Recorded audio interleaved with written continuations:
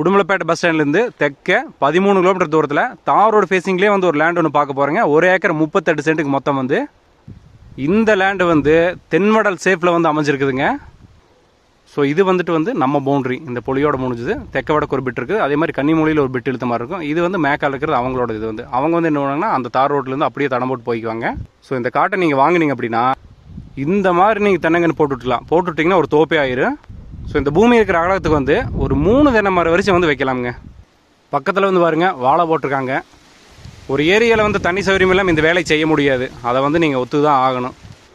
So இப்போ நம்ம பொலிமேல் நடந்து தெற்கால போயிட்டுருக்குறோம். ஏன்னா அங்கே ஒரு பிட் இருக்குதுல்ல, அந்த கன்னிமூலை பிட்டு பார்க்குறதுக்கு வந்து நம்ம போயிட்டுருக்குறோங்க.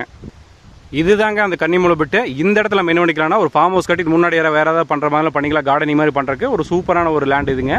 ஒரு மாட்டு பண்ணையே வைக்கணும்னாலும் சீம் பில்லு போட்டு வீடு கட்டிட்டு தாராளமாக நீங்கள் டைரி ஃபார்ம் ஸ்டார்ட் பண்ணிக்கலாம். இந்த லேண்டோட ப்ரைஸ் வந்து 52 லட்ச ரூபா சொல்லியிருக்காங்க.